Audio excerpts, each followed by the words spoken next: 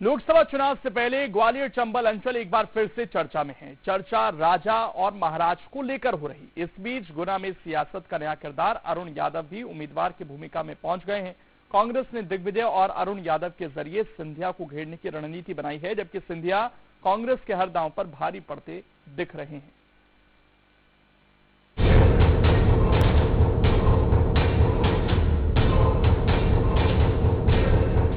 24 के रण में एक बार फिर से चर्चा ग्वालियर चंबल अंचल की हो रही है। राजा और महाराज की वजह से ग्वालियर चंबल चुनावी राजनीति का केंद्र बनता जा रहा है। इस अंचल के दो नेता ज्योतिरादित्य सिंधिया और दिग्विजय सिंह देश की राजनीति में बड़ी भूमिका रखते हैं, लेकिन जब बात ग्वालियर चंबल की हो तो दोनों का सियासी कद एक दूसरे पर भारी पड़ जाता है।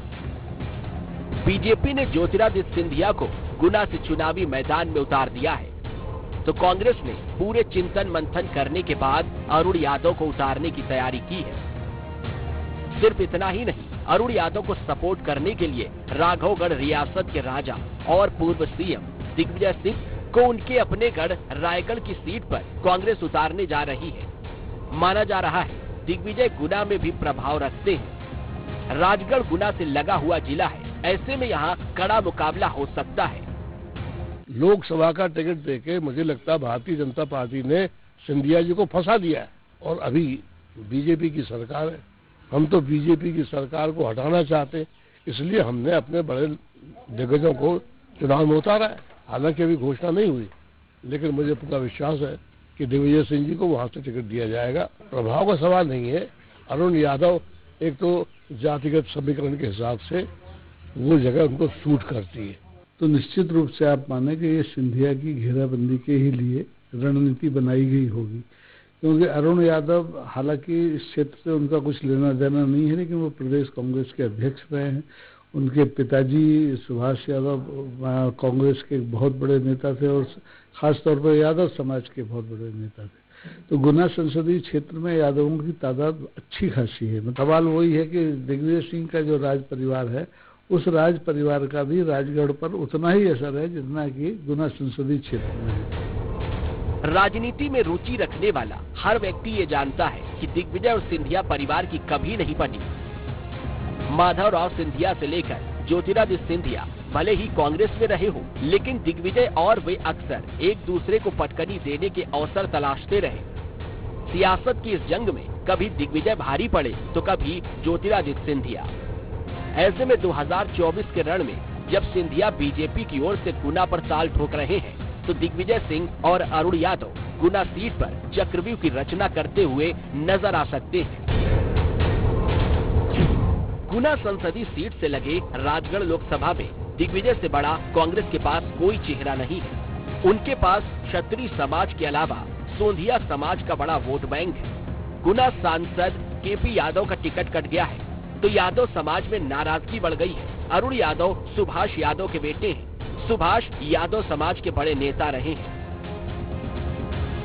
ऐसे में पूर्व केंद्रीय मंत्री और प्रदेश कांग्रेस अध्यक्ष रह चुके अरुण यादव को गुना सीट पर चुनाव लड़ाकर कांग्रेस यादवों का वोट हासिल कर सकती है। कांग्रेस की ओर से दिग्विजय राजगढ़ से चुनाव मैदान में होंगे, तो गुना संसदीय सीट पर भी उनका प्रभाव रहेगा। क्षत्रिय वोट को एकजुट करके दिग्विजय सिंह अरुण यादव को बड़ी मदद कर सकते हैं, लेकिन ज्योतिरादित्य सिंधिया कांग्रेस की हर रणनीति पर कई बार भारी पड़ जाते हैं।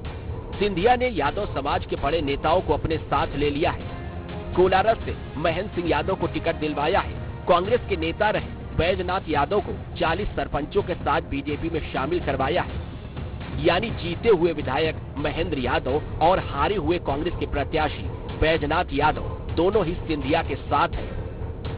जहाँ तक सिंधिया जी का सवाल है, मेरा मानना है कि पूरी तरह भरोसा है हम लोगों की। आज तक जिस मार्जिन से हम जीते हैं, उससे बड़े मार्जिन से हम लोग वापस जीतने जा रहे हैं। यही हाल हमारी बाकी तीनों सीटों का है। कांग्रेस टक्कर में कहीं नहीं है, उम्मीदवार उनके पास नहीं है, नेता नहीं है, नीयत उनकी ठीक नहीं है। देखिए, अरुण यादव जी गुना शिवरी लोकसभा सीट से खड़े होते हैं, तो उनका बहुत ज्यादा जातिगत प्रभाव हमें दिखाई नहीं देगा। इसका कारण है कि एक तो ज्योतिरादित्य सिंधिया जी तो लगभग पहले से ही तय थे कि उनको चुनाव लड़ना है, तो इसकी रणनीति वो पूर्व से ही चल रहे थे। तो पहले विधानसभा चुनाव से पहले ही उन्होंने महेंद्र यादव जी को टिकट दिलाया कोलारस विधानसभा क्षेत्र से, जिसमें कि शिवपुरी जिले में सबसे ज्यादा यादव समाज के लोग हैं। तो पूरा यादव समाज एक तरह से आप मान के चलिए कि वो इस समय सिंधिया जी के साथ है।